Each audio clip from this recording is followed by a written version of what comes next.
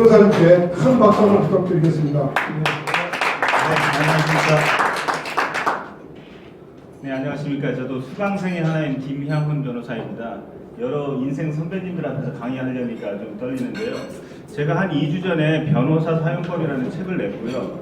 그 유병기 대표님께서 책을 보시더니 좀 강의를 해달라 이렇게 부탁을 하셨고, 또 유병기 대표님께서 흔쾌히 40권을 구입해서 여기 수강생 여러분들께 배포해 주신 겁니다. 제가 산 게 아니고 유병기 대표님이 사신 거니까 그렇게 알고 계시면 되겠고요. 여기 계신 수강생분들께서는 워낙 인생의 경험이 탁월하셔서 그동안 산전수전 많은 어려움을 다 겪고 이겨내신 분들이라서 굳이 뭐 변호사 사용법에 대해서 따로 뭐 강의를 한다거나 그럴 필요조차도 없어 보이는데요. 최근에 변호사 업계에 급격한 변화가 있기 때문에 제가 이전에 대해서 다시금 한번 정리를 했기 때문에 그냥 상식 차원에서 알아두시면 좋겠고요. 저희 사무실에 지금 저희 수습 변호사께서 나오셨는데 뭐 자제분을 변호사를 시키고 싶다거나 하면 물어보시면 뭐 답변을 드릴 전통을 제가 알고, 뭐 여러분들 다 아시겠지만 사업을 한다고 하다 보면 반드시 문제가 터지고 변호사를 만나지 않는 게 좋다고 하지만 100% 만날 수밖에 없고요. 평생 사시면서 의사 한 번도 안 만난다, 있을 수 없는 것처럼 차라리 변호사를 알아두시는 게 좋고요. 저도 이 과정에서 많이 배웠지만 지도자들 내부에서는 법과가 타당한 것 같고, 지도자와 그 계층 민중과의 관계는 육아가 타당한 것 같다, 이런 생각이 드는데요. 한두 번의 분쟁이 회사를 완전히 망하게 만드는 것을 많이 봤기 때문에 평소에 이런 과정을 많이 알아주시는 게 좋겠습니다. 그 다음 넘겨주시죠. 이걸 넘기는 게 따로 없나요, 제가? 주시죠, 참. 법률 분쟁이 일상화되고, 예전에 멱살 잡고 쏘시고 삼겹살 소주로 해결하던 것을 요새는 법원을 통해 신속하고 이렇게 해결을 합니다. 그렇기 때문에 요즘 법률 단가도 많이 내려갔기 때문에 무조건 그냥 변호사를 끼는 게 차라리 속편하고 깔끔합니다. 길거리에서 이렇게 자동차 접촉사고가 나면 예전에는 막 붙들고 이렇게 막 싸우고 하던 것들이 불과 한 5년 전까지만 있었는데 지금은 깨끗이 사라졌죠. 그냥 딱 사고 나면 명함 주고 뭐 LIG 어디 삼성화재 금방 와서 라이카가 끌고 가고, 그렇게 하는 것이 아예 이제 우리 뭐 도덕이 된 것처럼 변호사들 그냥 끼는 게 오히려 훨씬 편합니다. 그렇게 해서 비용도 줄어들었기 때문에 여러분들도 하시는 게 좋고요. 자동차 보험료 내는 것과 똑같습니다. 자동차 보험료 저도 1년에 한 100만 원, 150만 원 이렇게 내는데 이 자문료 아깝다고 생각하시면 안 되겠고요. 변호사 숫자가 5천에서 2만 명으로 늘어났다는 것은 그만큼 쌈을 많이 붙입니다. 변호사도 웬만하면 쌈을 붙여요. 우리들 먹고 살아야 되기 때문에 그냥 소송을 하시죠. 그냥 이렇게 자꾸 부추기고 하니까 그냥 소송이 자꾸 생겨요. 그래서 저희도 이제 저도 어떻게 해서 저렇게 소송을 많이 하나, 제가 이제 변호사를 5명을 데리고 있는데 다 어떻게 먹여 살리고 하는 걸 보면 소송 숫자가 굉장히 폭증하고 있습니다. 그래서 과거 여러분들 선배님들께서 한 20년 전에 회사 하던 때하고 완전히 차원이 달라졌어요. 웬만하면 소송 막 들어오니까요. 그리고 내용 증명도 안 보냅니다. 그냥 막바로 들어갑니다. 그냥 막바로 그런 일이 굉장히 많으시기 때문에. 그리고 여러분들 정도 되는 그 어떤 그 사회 지도층 정도 되신다면 주변에 변호사가 많습니다. 아마 다 아는 변호사가 있어. 그 친구 말이야 뭐 판사하다 나왔는데 어쩌고저쩌고 하는데, 이 변호사도요, 외과, 피부과, 아까 이것처럼 굉장히 요새 세분화가 많이 되고 있는데, 여러분 주변에 계신 그 변호사분들은 특정한 한 분이야. 예를 들어서 내과 의사예요. 근데 무슨 안과, 피부과 같은 사안이 터졌는데 그분한테 물어보시면 사실 잘 모르거든요. 그래서 그냥 어떻게 대충 대답하다 보면은 그냥 틀린 답변이 나오고요. 최근 사회 변화가 5년간의 흐름이 굉장히 급박하게 흘러가고 있기 때문에 아무리 부장판사, 지방 법원장을 하시고 나오셔도 해당 특수 분야에 3년, 5년간 예의주시해서 보지 않으면요 모릅니다. 법률도 굉장히 빨리 바뀌고요. 그리고 최근에 국토해양부에서 어떤 입법안이 나왔고 이게 국회에서 이런 법이 바뀔 것 같다라는 것까지 이미 캐치하고 있는 변호사 정도는 돼야지 이 미묘한 흐름을 알 수 있고 앞으로 판례가 어떻게 변화할 것이다 라는 걸 알 수 있고요. 그런 실무형 변호사와 적정하게 힘을 발휘할 수 있는 그런 변호사가 우리 쌍으로 이루어져 있어야지, 여러분들의 그 친구분들이 누구 지방법원장 출신, 야 그거 어떻게 되는 거냐 하면 잘 모르세요. 그분들이 잘 모르시니까 그분들이 이제 좀 힘을 쓸 때가 있고 또 실무가가 필요할 때가 있고 하기 때문에 지금 변호사회가 완전히 지각 변동이 일어나서 지금 어떻게 이 사람들이 먹고 살기 위해서 어떤 쪽으로 튈지도 모르고 굉장히 세분화돼서 열심히 하고 있기 때문에 그것은 오히려 좀 바람직한 상황이죠. 그렇기 때문에 전문가를 찾아 나서셔야 된다는 걸 말씀드리고 싶어서 제가 이런 책들을 썼습니다. 제가 어디 가서 뭐 상담을 하거나 강연을 하면 가지고 계신 변호사에 대한 관념이 다 5년 전, 7년 전, 10년 전 관념이세요. 너무나도 많이 바뀌었는데 이게 답답해서 이런 걸 썼고요. 고문 변호사는 복수로 그래서 두는 게 좋습니다. 과가 다른 것처럼 복수로 두는 게 좋고요. 형사사건처럼 재량의 여지와 로비가 통할 수 있는 조금 통한다면은 연구가 있는 전관 변호사 아울러 실력 있는 실무형 변호사를 같이 쓰는 게 좋고요. 민사사건이라면 해당 변화를 많이 경험해본 사람이 좋습니다. 대형 로펌이 전문적이긴 하지만 품질된 가격이 너무 비싸요. 독감 치료하러 삼성병원 가는 꼴이기 때문에 여러분들의 주변에 있는 친구 변호사분들이나 후배 변호사한테 야, 나 이런 일이 있는데 여기에 딱 맞는 사람 좀 찾아줘 라고 하면 되게 섭섭하게 생각하실지 모르겠지만 찾아줍니다. 그분들이 제일 잘 골라내기 때문에 야, 너 이거 해봤냐? 그러면 나 해봤어 라고 다들 얘기하는데요. 그렇지 않아요. 그거 내놔봐라 하면은 꼭 그렇지 않고요. 궁합이 맞는 변호사가 꼭 있더라고요. 잘 골라보면 있더라. 그 말씀드리고요. 이 2004년에 5,000명인데 최근 15,000명이 증가했고요. 여기서 대부분은 로스쿨 사법연수생이고 이 중에 법원 검찰에서 나온 사람은 한 2,3,000명 정도 추정되는데 이 전체 한 2만 명 중에서 법원 검찰의 전관 변호사분들이 한 4,5,000명 되지 않나라고 생각이 되고 그렇습니다. 그래서 그 중에서도 그냥 단순히 법원 검찰 7, 8년 있다 나온 게 아니라 나름대로 뭐 좀 힘 좀 쓰신다는 분들은 한 2, 3,000명 정도 되시는 것 같은데 그분들이 굉장히 대단하신 분들이기도 하지만 또 때로는 별거 아닌데 괜히 그 이만한 연줄로 작성 서문것을 막 3배, 4배 부풀려서 사회적인 문제가 되기도 하는 그런 것도 많이 봤습니다. 이게 다시 돌려야 되는데 이렇게.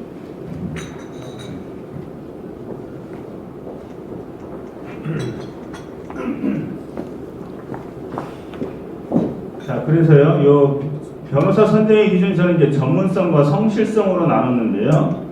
전문성과 성실성으로 나눴는데 대부분 변호사들은 착실합니다. 대부분 범생이에요. 그렇기 때문에 대부분 다 성실하고요. 저는 이제 전문성이 훨씬 더 중요하다고 생각이 됩니다. 내가 그 사람 잘 알아. 잘하기 때문에 잘해줄 거야. 그것도 있지만 최근에 사회 변화가 너무나도 크기 때문에 그 분야를 3년 이상 천착해서 그 분야에 대해서 굉장히 저서가 있거나 블로그가 있거나 하지 않으면 되게 어렵다라는 게 제 생각이고요. 요즘 굉장히 많이 다양화됐기 때문에 전문 변호사는 15분 내에 해답을 도출해내는데 대부분 잘 모릅니다. 특정 분야에 대해서 물어보시면 잘 모르고요. 무역 분야에 대해서 물어보시면 부동산 전문 변호사는 전혀 모르고 그렇기 때문에 전문 변호사 식별법은요. 대한변호사협회에서 부여한 전문 분야는 이건 별 영향도가 없는 거고요. 석박사학위도 저는 별 영향도가 없다라고 봅니다. 법원 검찰의 특수 서울형사지방법원, 서울중앙지방법원 형사 제6부에서 지적재산권을 담당하고 왔다. 한 2, 3년 했다. 그러면 그분 대단한 전문가이시죠. 그런데 그렇지 않은 분들은 서울행정법원에서 행정재판을 하셨다. 라고 한다면 근데 딱 맡겨봤더니 운전면허만 하고 왔더라. 운전면허만 막 한 3년 하고 오신 분 있어요. 그런데 토지수용 뭐 조세 사건 아니거든요. 굉장히 구체적이고 세분화하게 해서 물어보셔야 됩니다. 부동산 전문이라면 부동산 전문 아무 전문도 아닙니다. 부동산이 어마어마하게 넓어요. 경매 중에서도 유치권, 예고 등 계속 파고 들어가기 때문에 치과도요. 안면, 보철, 다 다르지 않습니까? 굉장히 세분화해서 들어가야 되지. 서울행정법원 근무했다고 해서 운전면허 전문이면 안 된다. 그리고 블로그를 운영하거나 강연을 하거나 해당 분야 저서가 있는 경우는 나름대로 전문가라고 볼 수가 있겠습니다. 변호사 의뢰인 간의 관계도 거래 관계다. 저는 이제 이런 얘기를 가끔 합니다. 푸근한 변호사는 일도 푸근하게 하고 인간적인 변호사들은 일도 굉장히 인간적으로 해요. 제 주변에 있는 변호사들 보면요, 굉장히 의뢰인에게 성실하고 감동을 주고 엘리베이터까지 나와서 안녕히 가십시오 이렇게 하고 예의하는 분들은요, 모든 시간을 그걸로 소비하고 있더라고요. 그래서 그게 사탕발림이더라고요. 저녁에도 또 그거 하고 있고, 얘도 식사하면서, 그렇죠, 약주 한잔 하면서, 그리고 언제 연구개발을 하나요? 그게 이게 겉보기에는 달지만 사실 이게 좋지 않은 겁니다. 저희들끼리는 야 그게 다가 아니지 않느냐 하지만 그래도 의뢰인이 그 친절한 걸 좋아하는데 어떻게 그러면서도 그걸 하는데 막상 그거 하느라고 연구개발할 시간이 없어요. 그래서 그것은 냉철하게 판단하셔야 되는 것이 아닌가라는 생각이 들고요. 변호사도 어차피 상인이기 때문에 금전에 영향을 받는다라는 것은 뭐 너무나도 당연하지만 뭐 여러분들은 잘 아시겠지만 일반 서민들은요 변호사들은 돈과는 별로 관계가 없는 사람 아닌가 이런 생각들을 하고 계시는데 그렇지 않다는 거. 다들 먹고 살기 힘들다는 것이죠. 유전무죄냐 무전유죄냐 이걸 제가 이제 책에다가 좀 써놨는데 사실 좀 그렇더라고요. 유전무죄 힘 있는 변호사를 고용하기 때문에 유전무죄가 되고 기업가들을 뭐 그냥 교도소에 집어넣으면 경제가 파탄나기 때문에 웬만하면 집행유예거든요. 근데 세 번째 증거 확보, 바로 증거 확보 문제가 가장 중요한 것 같습니다. 돈이 있는 사람은 자기를 방어할 수 있는 증거를 많이 챙겨놓는다. 서민들은 돈 갚을 때도 그냥 갚고 영수증 받았는데 영수증도 없고 그렇기 때문에 바로 억울한 일이 생기는 것 같습니다. 이 부분은 그냥 넘어가겠습니다. 제가 저기 TV로 법대법을 보니까 많은 변호사들이 나와서 이런 대단한 그 법률 상식이라고 이렇게 쭉 얘기를 하고 특이한 법률을 얘기하다 보면은 뭐 이사할 때는 뭘 챙기시고 뭐 할 때는 뭘 챙기시고 굉장히 그 다양한 법을 얘기하면 방청객들이 아 그렇구나 이렇게 끄덕끄덕 하는데 언제까지 일반인들이 그 수많은 법률을 다 알아야만 되느냐 한도 끝도 없어요. 정말 한도 끝도 없어요. 그래서 그 10계명을 한번 제가 생각을 해봤습니다. 법률 분쟁이 엮이지 않는 10계명을 생각해봤는데 제가 한 10가지 해봤는데 이걸 다 통과하면 한마디로 딱 하면 뭐라고 할 수가 있겠습니까? 타인에 대한 불신이에요. 불신. 믿지 마. 부모도 못 믿고 자식도 못 믿고 사실 자기도 못 믿지 않습니까? 자기도 무슨 결심을 했는데 나중에 하다 보면 엉뚱한 짓 하고 있잖아요. 자기도요. 술 안 먹기로 했는데 술 먹고 금연하기로 했는데 금연하고 담배 피고 있고 결국 타인에 대한 불신이고 언제나 최악의 경우를 상정하고 따지고 또 따지고 나쁜 사람들 생각보다 많더라고요. 저희 같은 사람들 항상 보는 게 뭐 강간공, 뭐 사기꾼, 뭐 협작꾼, 뭐 이런 사람들 맨날 보니까 그럴지도 모르겠지만 의외로 많더라고요. 도덕적 불감증을 가진 사람이 많고요. 저희가 그 사기꾼을 변론을 하다 보면 이 사람은 사기를 친 게 아니라 정말로 믿고 있더라고요. 자기가 그 사업을 이룰 수 있다고.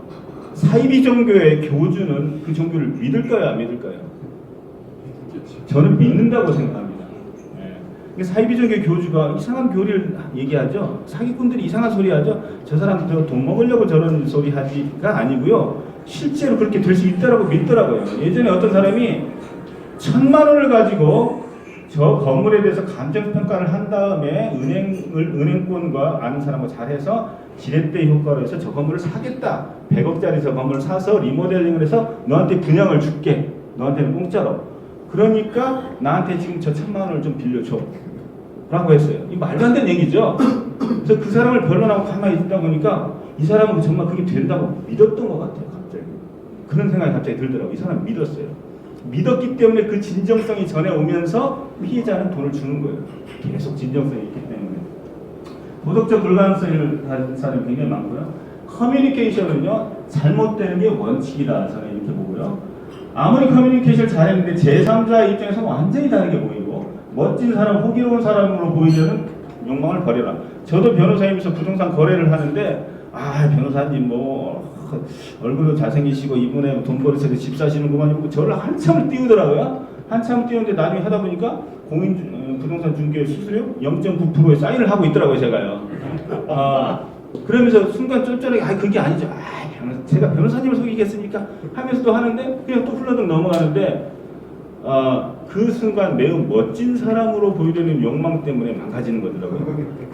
뭘 그런 걸 따져. 사장님 대단하신 분인 줄 알았는데 그런 거에 쫀쫀하게 따지셔야 되죠. 따져요.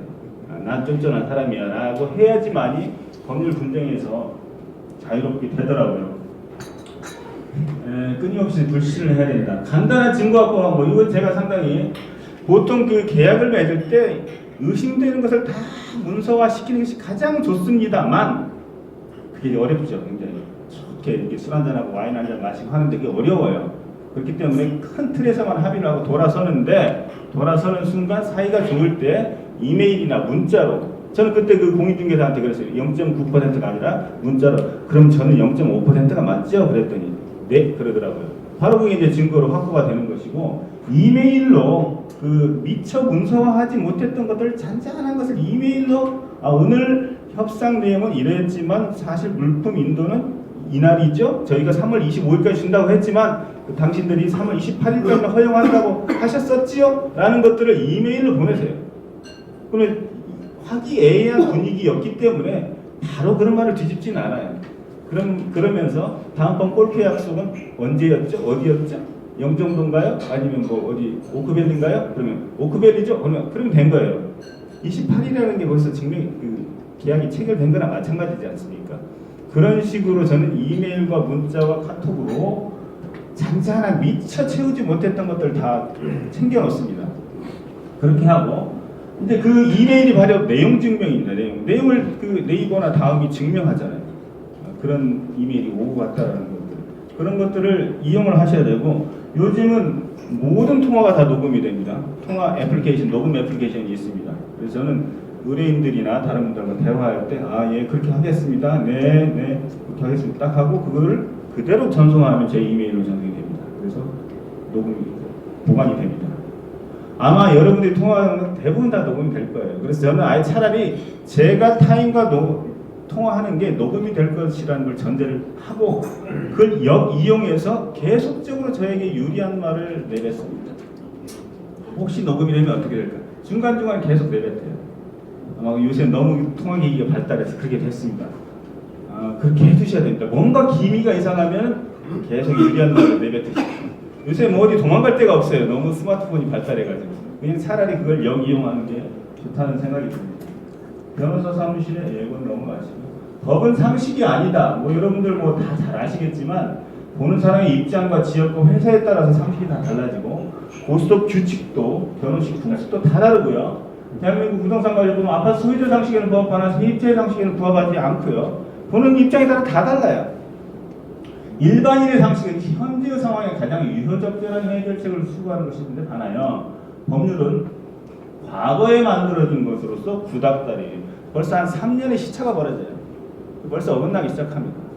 그렇기 때문에 그 미묘한 틈새에 낀 사람은 굉장히 억울해하고, 그 틈에 낀 그 기업체는 그 회사의 운명이 왔다 갔다 하는 거죠. 왜 대한민국 법이 이렇게 생겼느냐? 항상 몇 년씩 늦죠. 이게 늦기 때문에 그런 현상이 발생한다. 이건 어쩔 수가 없다라는 생각이 들더라고요.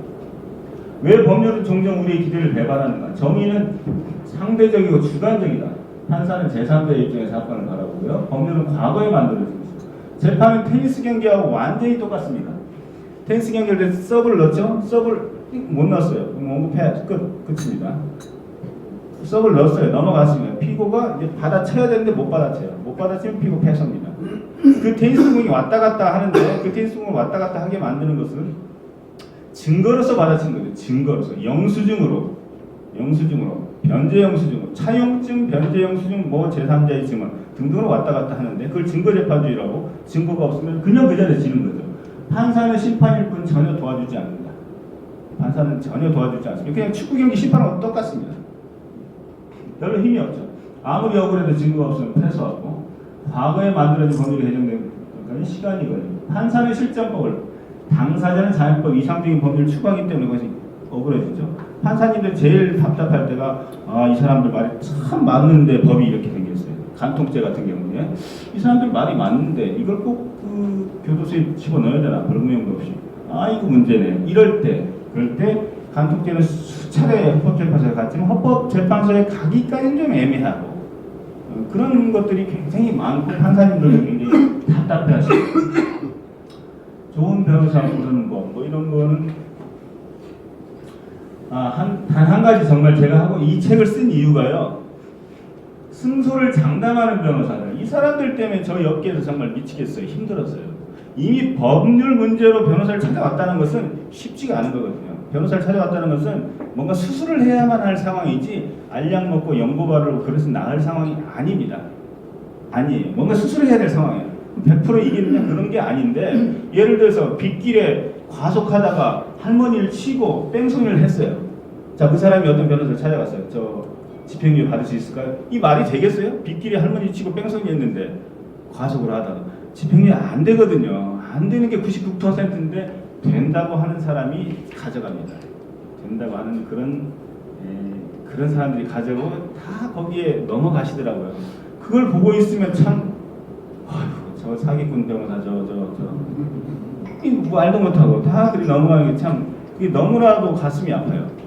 그러니까 다 누구나 이제 우리도 과장을 해서 뻥을 치게 되는 거죠. 악화가 영화를 구축하는 게 어느 업계나 있는데 변호사 업계도 그런 사람이 있어서 이런 사람들 제가 정말 싫고 알량한 그 재판부와 친분이 있다라고 해서 뻥튀기 하는 사람들 물론 조금 효과는 있죠. 근데 그걸 뻥튀기 해서 많은 돈을 물건내는 사람들 그런 사람들 자, 뭐 이건 넘어가고요. 자, 의료과실처럼 법률 분쟁 처리 과정에서 변호사 과실은 꽤나 있고요. 변호사가 영 미덥지 않으면 교체를 해버리셔야 됩니다. 변호사 쇼핑을 초기에 잘해야 되고요. 잘 하시려면 상담료를 지불하는 게 좋아요. 상담료를 받지 않고 하는 분은 별로 실력이 없고 영업이 잘 안 되기 때문에 안 받습니다. 상담료를 당당히 요구하는 사람은 뭐 좀 잘 나가는 사람이에요. 상담료 안 내서 안 받습니다. 이 정도. 그렇게 되고요. 변호사가 싫어하는 의뢰인도 많습니다. 사건 발생에 자기 잘못은 단 1%도 없다라고 확신하는 사람. 이분들이 이제 제일 힘들게 하는 사람이죠. 뭔가 자기가 하다못해 사람 잘못 본 죄라도 있죠. 그런 사람과 거래를 지속한 그 죄도 있는데 그런 걸 안 하는 분들이 많죠. 자, 이 부분은 그냥 넘어가고요. 제가 이 부분을 좀 말씀드리고 좀 끝내고 싶습니다. 법률 분쟁에서 완벽하고 매끈한 해결책은 없고요. 동상이몽은 반드시 발생하는데 A와 B가 만나서 합의서를 작성했습니다. 합의서를 작성했는데 A는 그 합의서의 내용과 표현되지 않은 자기의 속마음을 합쳐서 이게 계약이라고 생각합니다. B는요, 이 합의서와 자기의 숨겨진 속마음을 합쳐서 이게 계약이라고 생각해요. 그렇기 때문에 딱 악수 딱 하고 와서 며칠 뒤에 뭔 소리 하는 거야? 이상한 사람이네? 한 입으로 둘 말 하는 사람이네? 나 그런 말 한 적이 없어. 예를 들어서 이제 뭐 남북한 정상회담 딱 하고 그 얘기가 아닌데 100% 이런 현상이 벌어집니다. 100%. 왜냐? 자기의 표현되지 않은 속마음하고 섞어서 해석을 하니까요. 이거를 알 바가 없어요, 상대방은. 근데 자기는 안다고 알 거라고 생각하는 거죠. 그래서 착한 사람들이 모여도 사고가 터집니다. 착한 사람들이 모여도 사고가 터져요. 자기의 진정한 속마음이 드러나지 않기 때문에. 그럼 판사는 뭘 보고 판단합니까? 이것만 보고 판단하죠. 이거는 전혀 감안하지 않습니다. 그러니까 이제 재판이 나오면 대한민국 법이 썩었다라고 뭐 완전히 난리가 나는 거죠. 그렇기 때문에 이 속마음을 다 드러내서 하는 게 그런 방법이 이런 자기 잔잔한 속마음을 아까 제가 말한 대로 이메일이나 녹음이나 문자로 잔잔하게 메꿔주거나 아니면 이걸 드러내려면 변호사가 들어가서 드러내야 되는데 이걸 내다 보면 또 판이 깨지죠. 결렬이 되죠. 참 미묘한 점이 있는데 이래서 법률 분쟁에서는 항상 서로 간의 생각이 틀려진다라는 것들을 일반 서민들은 잘 모르시는데 아마 여러분들은 아는 경험이시죠. 잘 아시겠죠. 그래서 앞으로 법적 분쟁이 굉장히 많아질 것 같습니다. 뭐 유비무환인데 뭐 이거는 그냥 넘어가도록 하겠습니다. 기존 변호사들에 대한 불만 만나기가 어렵다. 연락이 안 된다. 저희는 항상 카카오톡방을 만들어서 수시로 문서가 왔다 갔다 합니다. 모든 문서를 카카오톡으로 전달을 하고 그렇게 합니다. 제가 이 책에다가 뭐 이거는 일반 서민을 위해서 쓴 책이고요. 2탄, 3탄도 이제 준비하려고 하고 있는데 기업가 분들을 위해서 쓰고 있는데 오늘 이제 강의가 도움이 됐을지 모르겠습니다. 혹시 뭐 질문이 있으시면 해주셔도 되겠습니다. 예. 네. 하여튼 뭐 그렇더라도 우리가 살아가면서 좀 필요로 할 것 같아서 강의를 해주셨는데 잘 들었습니다. 변호사 선정을 할 때 말이죠. 예.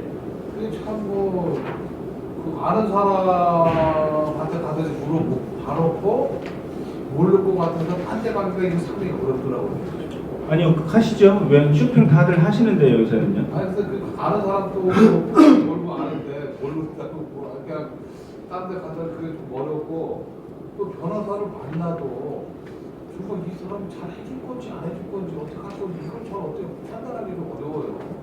그러시면요. 뭐 다들 뭐 자기가 잘하고 예, 다들 그러죠. 뭐 한다고 하는데 예. 도대체 그 구체적으로 어떤 변호사를 선택을 해야 될지. 요새 의사를 어떤 의사를 선택해야 될지는 이제 일반인들도 많은 노하우가 좀 생겼는데 변호사들 만나면 다 자기가 다 선수래, 다 자기가 전문가. 그러면요 이렇게 하시면 좋아요. 그냥 이 변호사를 만나고 다른 변호사를 또 쇼핑하는 것에 대해서는 뭐 정치적 죄책감이나 이런 거 전혀 가지지 마시고 상담료를 주면 죄책감이 없어집니다. 상담료가 어떻게 해요? 사람 뭐 연차마다 다른데 10만 원에서 뭐 50만 원까지도 한 시간에 왔다 갔다 하는데 한 20만 원 주면 섭섭지 않아요. 20만 원 주면 그걸로서 그 사람과 속상하지 않지 않습니까? 그래서 다른 데 물어봐서 다른 데 사건을 맡기더라도 미안하지가 않아요. 그분한테. 그렇죠. 상담료를 안 주니까 자꾸 미안해지는 겁니다. 30만 원 드리면 미안하지 않습니다. 그리고 이 사람이 과연 전문가인지 선수인지는요 50만 원 내지 100만 원을 주고 검토서를 받으세요. 대충 설명하고 이런저런 해서 검토 주고 한 두세 군데에다 맡겨서 약 50만 원씩 150만 원을 들여서 사건에 대한 계략적인 앞으로 계획을 받으십시오. 입찰 뭐 견적서 같은 것이라든지 우리는 향후 얼마에 대해서 얼마로 하겠다. 그리고 이 사건을 보는 우리의 전망은 이렇다. 이걸 받으셔서 보시면은 실력이라든가 성의가 나타납니다. 그래서 약 한 150만 원 정도 투자를 하세요. 그렇게 하면은 제대로 볼 수가 있습니다. 그게 제일 좋습니다. 그게 아니라. 예, 그게 좋습니다. 그 돈을 안 들이고 그냥 대충 물어보시려고 하니까 힘들으시는 거예요. 나도 돈 달라고 안 하고. 아직은 잘 안 하죠. 그냥 그 사건을 달라고 소리. 예, 달라고만 자꾸 하죠. 예, 그러면 과연 이 사람이 잘 아는지를 일단 그 법률 의견서를 받아보세요. 그게 제일 좋습니다. 아니 좀 마이크 안 되는데 다른 질문도 있으시면 하나 더 받죠. 네, 질문이 없는 것 같습니다. 그러면 우리 김양훈 변호사님 우리를 위해서 비즈니스 밴들은 상당히 필요할 것 같고요. 질문도 아주 적절한 질문이에요. 좋은 질문이셨네요. 네, 감사의 박수 부탁드립니다. 네, 감사합니다.